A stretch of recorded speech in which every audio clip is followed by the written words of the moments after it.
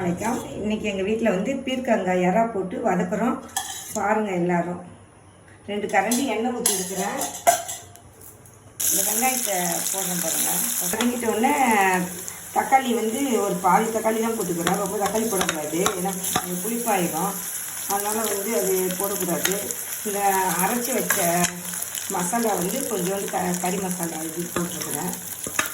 வந்து பீர்க்கங்காய் வந்து எப்பவுமே வந்து நீங்கள் வாங்கினீங்கன்னா வாங்கி க்ளீன் பண்ணிவிட்டு ஒரே ஒரு கொத்துக்கான அதை எடுத்து நீங்கள் அதை கொஞ்சோண்டு அரைஞ்சி வாயில் வச்சு பாருங்கள். கசந்துச்சுன்னா அது பீர்க்கங்காய் வந்து செய்யக்கூடாது, கீழே போட்டுருணும். இது வந்து பீர்க்கங்காய் வந்து நீட்டு அப்படியே தோல் க்ளீன் பண்ணிட்ட உடனே அதையே கழுவிட்டால் போதும். உருளைக்கிழங்குக்கு வந்து நீங்கள் அப்படியே தண்ணி சத்து போட்டு கழுவ வேணாம்.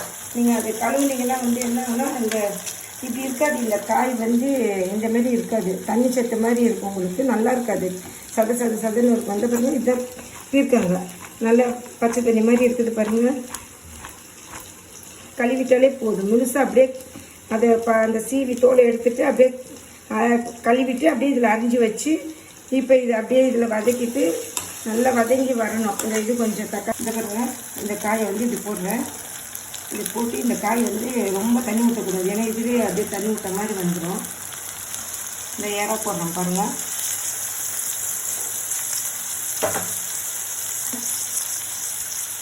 இது வந்து வதக்கிக்கிட்டு சிம்மிலே நீங்கள் வச்சுட்டிங்கன்னா தான் இது வதங்கி வர்றதுக்கு இந்த கரெக்டாக இருக்கும்.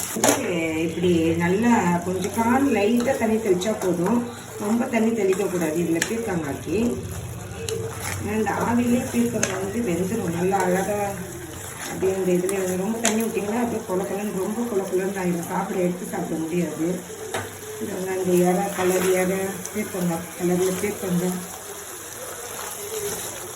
அப்படியே எடுத்துக்கிட்டாங்க. ஏன்னா எல்லாத்துலேயுமே கொஞ்சம் லைட்டாக உப்பு சேர்த்துக்கணும், ரொம்ப உப்பு சேர்க்கக்கூடாது. கொஞ்சம் காலம் லைட்டாக மிளகாத்தூள் போட்டுக்கோங்க. ஏன்னா அந்த கொஞ்சம் அந்த காரத்துக்கு எதுவும் போடணும். அப்படியே வதங்கி வந்தோடனே சாப்பிடலாம். கொஞ்சம் கடைசியில் கொத்தமல்லி போட்டு இறக்கிக்கலாம். ஏன்னா இதுலேயே இஞ்சி பூண்டு இந்த கசகசா இந்த ஜீரகம் இதெல்லாம் அரைச்சி போட்டோம் பாருங்கள், அது கொஞ்சம் டேஸ்ட்டு கொடுக்கும், நல்லா சூப்பராக இருக்கும். இப்படி சமைச்சு சாப்பிட்டு பாருங்கள். உங்கள் வீட்லேயும் எப்படி இருக்குதுன்னு சொல்லுங்கள். கொஞ்ச நேரம் அப்படியே வதங்கி அப்படியே சிம்மில் இருக்கட்டும், ஒரு 5 நிமிஷம் இருந்துட்டு அப்புறம் கொத்தமல்லி கீரை போட்டு இறக்கிடுவோம். இங்கே இறந்து பாருங்கள் எப்படி இது பாருங்கள். இது அப்படியே வந்து நல்லா முடிஞ்சிருச்சு வேலை இருக்குது. அப்படியே இந்த ஆடியிலே இங்கே வெந்துச்சு பாருங்கள். கொஞ்சம் காலம் தண்ணி தெளிச்சோம், ரொம்பலாம் தெளிக்கக்கூடாது. அப்படியே பீர்க்கங்காய் கலரில் பீர்க்கங்காய் இருக்குது பாருங்கள். அப்படியே நல்லா இங்கே பாருங்கள், அப்படியே பீர்க்கங்காய் கலரில் பீர்க்கங்காய் இருக்குது பாருங்கள். அப்படியே நல்லா அப்படியே ஆவிலே வெந்துருச்சு பாருங்கள். பீர்க்கங்காய் நல்லா இந்த மாதிரி வச்சா அப்படியே இந்த இறை இது எல்லாம் போட்டு செஞ்சுட்டோம். இந்த கொத்தமல்லி கீரை போடுறோம். நீங்களும் செஞ்சு பாருங்கள். உங்கள் வீட்டில் நல்லா சமைச்சி நல்லா பக்குவமாக செஞ்சு சாப்பிட்டு பாருங்கள். நல்லா டேஸ்ட்டாக இருக்கும், நல்லா இருக்கும். எங்கள் அப்பாவுக்கு இது எங்கள் அத்தாவுக்கு ரொம்ப பிடிக்கும். இந்த பீர்க்கங்காய் இதுமாரி வதக்கி கொடுத்தா சாப்பிடுவாங்க, நல்லா சாப்பிடுவாங்க எங்கள் அக்கா. எங்கள் பிள்ளைங்களுக்கும் பிடிக்கும் ரொம்ப. எங்கள் மகளுக்கு, எங்கள் பையனுக்கு, மருமகளுக்கு எல்லாருக்கும். அதனால் இதுமாரி செஞ்சு சாப்பிட்டு பாருங்கள் நீங்களும்.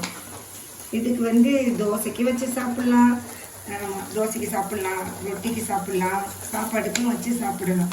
நல்லாயிருக்கும், டேஸ்ட்டாக இருக்கும். பிடிச்சிருந்தா லைக் பண்ணுங்கள், ஷேர் பண்ணுங்கள், சப்ஸ்கிரைப் பண்ணுங்கள், கமெண்ட் பண்ணுங்கள். அஸ்ஸலாமு அலைக்கும்.